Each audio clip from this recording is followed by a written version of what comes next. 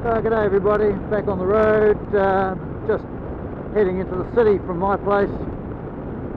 It's not sure how far it is, but 20 k's I suppose. Anyway, just on the motorway now, or expressway they call it.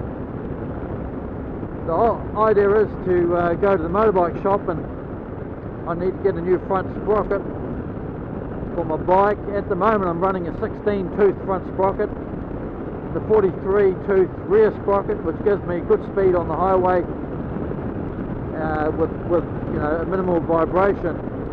However, it's not so good for off-road riding because low gear is just too high, it's too fast.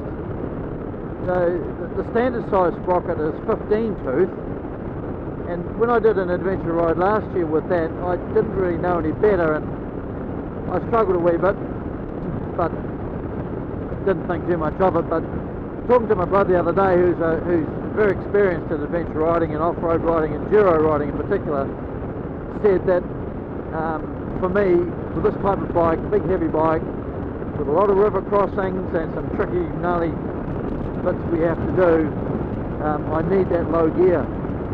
So what I'm going to do is go and buy a 14 tooth front sprocket and take that with me to the South Island on the adventure ride, and we'll fit it when we get there to the start of the event. We're going to have a couple of hours hopefully when we get there, and then before we have to go to bed and then start early in the morning, we'll fit the sprocket there. He's doing the same with his bike. He actually changes the rear sprocket on his bike because he's got a KTM 1190, and it's a real performance to get the front sprocket on and off. So all he does is he's got a rear sprocket already mounted up on a sprocket carrier. It's just a matter of quickly dropping off the back wheel, popping out the old sprocket carrier, putting in the other one and putting it back together, and away you go. So he's doing the same. The other thing I want to get is spare levers, spare clutch and brake lever, because if I don't, I know I'll probably finish up breaking the ones I've got. I've already bent both of them once before when I've fallen off. So yeah, I don't want to be caught in the middle of the back of beyond without a clutch lever or brake lever.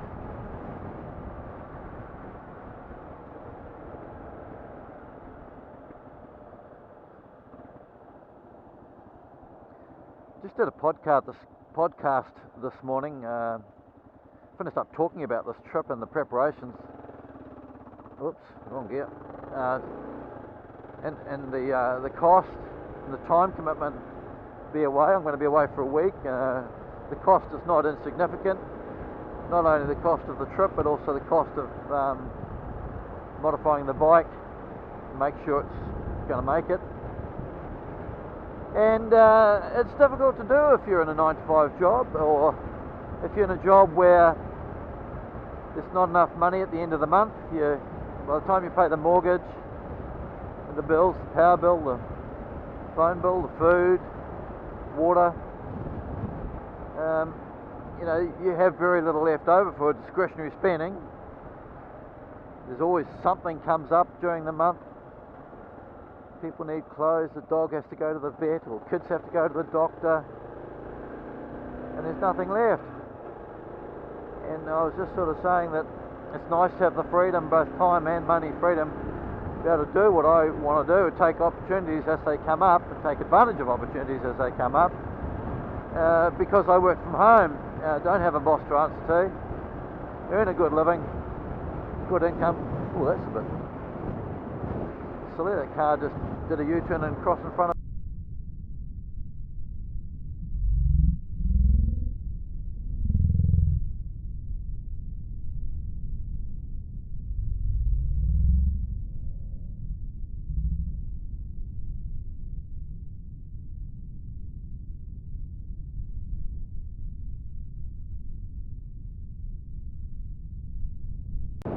silly, that car just did a U-turn and crossed in front of another car. And yeah, when opportunities come up, that's where I want to go and do something like that, I can. There's a bit of organising, of course, but I don't have to answer to a boss. I don't have to apply for leave. I don't have to just have 2 weeks or 3 weeks holiday a year and not be able to take any other sort of time off. So yeah, it's just the flexibility of being able to do what I want, and take the advantage of opportunities as they come up, and be able to afford to do it. And I do that through working from home. I'm a bit of a lot of people sort of either work from home in their own home business or work from home remotely for an employer. I'm a little bit different in that I actually do both. I work for a care agency, a healthcare agency, as a support worker for my disabled son. The reason, I mean, I don't have to do that, but the reason I do, firstly, it pays better than just working directly for the funding provider, but it gives me the flexibility of being able to get respite care and arrange alternative carers, and it's a big thing looking after disabled people. You've got a lot of consumables have to be organised for incontinency, and we have food supplements, we have exercise equipment, staff to deal with. You know, I have respite staff that I manage, and I wouldn't be able to do that anywhere near as easily without the help of the agency, the company, the caregiving agency. So I chose to work for them as an employee. I pretty much do exactly what I want anyway. It's a convenience, but I don't have them telling me what to do and when I should do it and how to do it and what hours I should work. I tell them what hours I want to work, and they just make it happen. So I'm very, very lucky in that respect. Secondly, I have an online business that I run from home as well, and that's very much part-time, but it can be.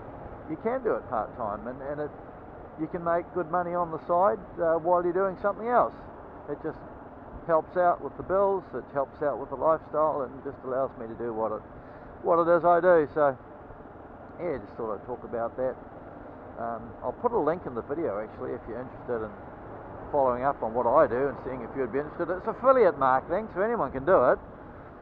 And perhaps if you have a look at what it is and what it's all about and you want to get involved, well then just click the link and away you go. It's just not hard.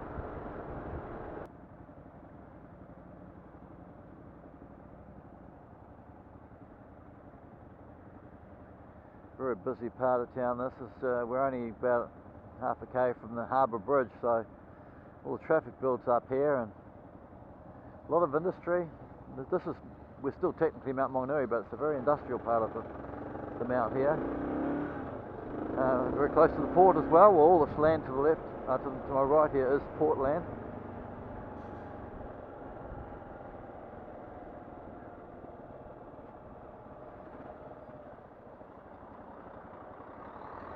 So a lot of ships. It's the busiest port in the country, predominantly because it's a deep water port and very fast turnaround for ships. It's a very short distance from the open water into the harbour, not a long distance to get to the tie up to the wharf. So yeah, we get a lot of petroleum products, oil, bulk products come ashore here. We also export a lot of logs out of here. So it's a busy place. Plus a great number of people who live in the Mount, which is in Papamoa where I live, which is the beach resort part of the city, come across here on this very road across the harbour bridge to go to work every day. While it's 11:30 in the morning now, it's still busy enough, and it never really dies off. It's always busy, just at the rush hour times it's really bad. Fortunately, it's a very short distance and doesn't last long. You know, the traffic congestion doesn't last long.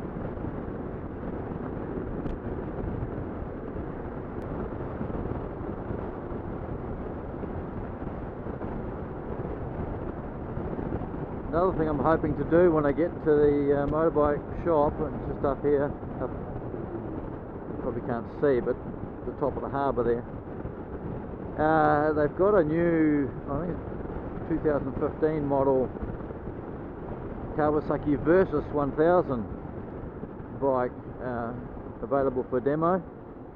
They don't do many road bikes in this place, it's mainly an off-road motorbike dealership. Anyway, they've got this Versus sitting there, so I thought I might have a go on that as well.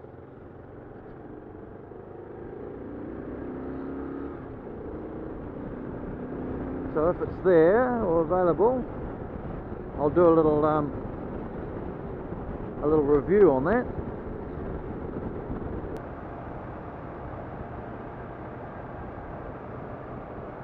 Right, here we are. We're just going to get around this tricky little traffic light intersection here, and that's where we have to go. Action all terrain.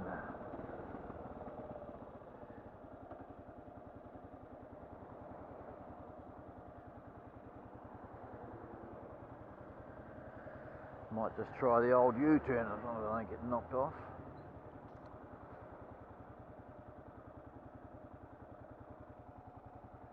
Just got to be careful where the cars are coming from.